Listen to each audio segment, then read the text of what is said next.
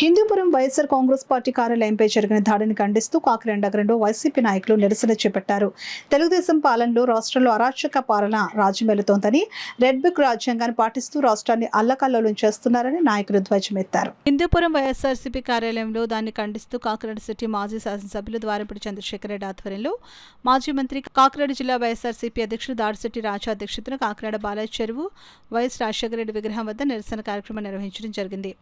ఈ కార్యక్రమంలో కాకినాడ సిటీ అధ్యక్షురాలు సుంకర శివప్రసన్న, విద్యాసాగర్, మాజీ ఎంపీ వంగగీత విశ్వనాథ్, మాజీ ఎంపీ తోట నరసింహం, వైఎస్ఆర్సీపీ ప్రతిపాడు ఇన్ఛార్జ్ ముద్రగడ గిరి, వైఎస్ఆర్సీపీ పెద్దాపురం ఇన్ఛార్జ్ దౌలూరు దొరబాబు, వైఎస్ఆర్సీపీ రాష్ట్ర మహిళా విభాగం వైస్ ప్రెసిడెంట్ జమ్మలమడుగు నాగమణి, వైఎస్ఆర్సీపీ రాష్ట్ర మహిళా విభాగం సెక్రటరీ రాగిరెడ్డి చంద్రకళ దీప్తి కుమార్, కాకినాడ సిటీ మహిళా అధ్యక్షురాలు పసుపులేటి వెంకటలక్ష్మి శేఖర్, మాజీ జిల్లా పరిషత్ చైర్మన్ విప్పర్తి వేణుగోపాల్ మరియు కాకినాడ జిల్లా సిటీ అనుబంధ పదవుల్లో ఉన్న నాయకులు, కార్యకర్తలు పెద్ద ఎత్తున పాల్గొని కార్యక్రమాన్ని విజయవంతం చేశారు.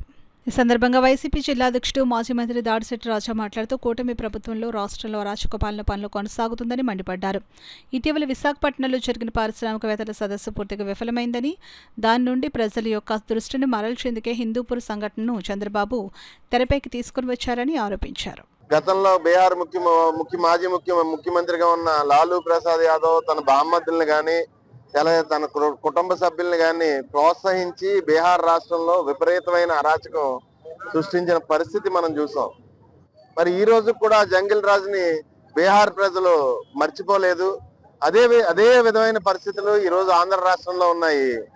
ఈ పరిస్థితులకు ఖచ్చితంగా కూడా ఈ కూటమి ప్రభుత్వం సమాధానం చెప్పవలసిన అవసరం ఉంది. దాని తాలూకు పర్యవసానాలు ఇంకొక 20 సంవత్సరాల పాటు ఈ రాష్ట్ర ప్రజలు మర్చిపోలేని విధంగా మీ పరిపాలన జరుగుతుంది. అది గుర్తించి ఇప్పటికైనా పరిపాలన మార్పు తీసుకొచ్చి మీ రెడ్ బుక్ ని మూసి పరిపాలన చేయవలసిందిగా కోరుతున్నాను. Thank you. వస్తున్నాయి, మన రాష్ట్రం అంతా చూస్తున్నాం కాబట్టి ఈ దాడిని మేము తీవ్రంగా నిరసన తెలియజేస్తున్నాం. ఇటువంటి సంఘటనలు భవిష్యత్తులో రాకుండా ప్రభుత్వం చర్యలు తీసుకోవాలి. ప్రజలు దీని మీద తిరగబడే పరిస్థితులు వస్తున్నాయి. ప్రజలంతా కూడా గమనిస్తూ ఉన్నారు.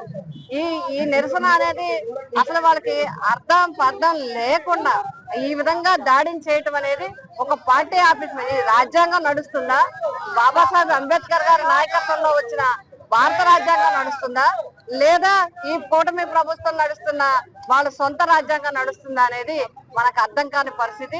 ఈ దాడులు అనేవి తీవ్రంగా ఖండిస్తాం. ఇలాంటి దాడులు పెరిగి పునరావృతం కాకుండా చూడాలి.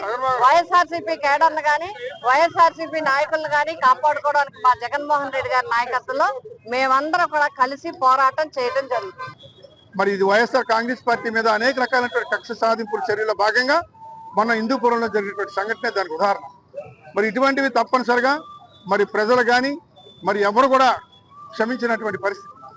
మరి ఈ రకమైనటువంటి దౌర్జన్యాల్ని అరికట్టాలి, మరి ఇటువంటి ఆపాలి, నిరసన చేయడమే ఈ యొక్క కార్యక్రమం ముఖ్య ఉద్దేశం. లేకపోతే రేపు 29లో వైఎస్ఆర్ కాంగ్రెస్ పార్టీ అధికారంలో రావడం జరుగుతుంది. జగన్మోహన్ రెడ్డి గారికి రాష్ట్రానికి ముఖ్యమంత్రి రావడం జరుగుతుంది. తప్పనిసరిగా వీటిలన్నింటికి కూడా రిటర్న్ గిఫ్ట్ ఇవ్వడం కూడా జరుగుతుంది. ఆ రకంగా మరి ఈ యొక్క దౌర్జన్యాల్ని, ఈ సంఘటనని మేము తీవ్రంగా ఖండిస్తా ఉన్నాం. తప్పనిసరిగా ఇప్పటికైనా సరే కళ్ళు తెరిచి ఇటువంటి సంఘటనలు ఎక్కడ కూడా చేయకుండా ఉండాలని కోరుతా ఉన్నాం. భయభ్రాంతులు చేసేటువంటి ఈరోజు పోలీసు వాళ్ళు పక్షపాత్ర వహిస్తా ఉన్నారు. వాటి మీద చర్యలు కానీ ఏ రకమైనటువంటి విధానం లేదు. అమాయకుల మీద మాత్రం మరి ఫోటోలు తీసి, వీడియోలు తీసి కేసులు పెట్టి అరెస్టులు చేయడం జరుగుతోంది ఎక్కడికక్కడ నాయకులతో సహా. మరి ఇటువంటి దౌర్జన్యాల్ని ఈరోజు ఈ కూటమి ప్రభుత్వం, తెలుగుదేశం ప్రభుత్వం, జనసేన పార్టీ ఇవన్నీ కూడా కలిసి ఇటువంటి దమనకాలను చేయడం జరుగుతోంది. తీవ్రంగా మేము ప్రజల్ని ద్వారా వీళ్ళని ఎత్తిస్తా ఉన్నాం. ఇటువంటి దుస్సంఘటనల్ని అరికట్టాలి.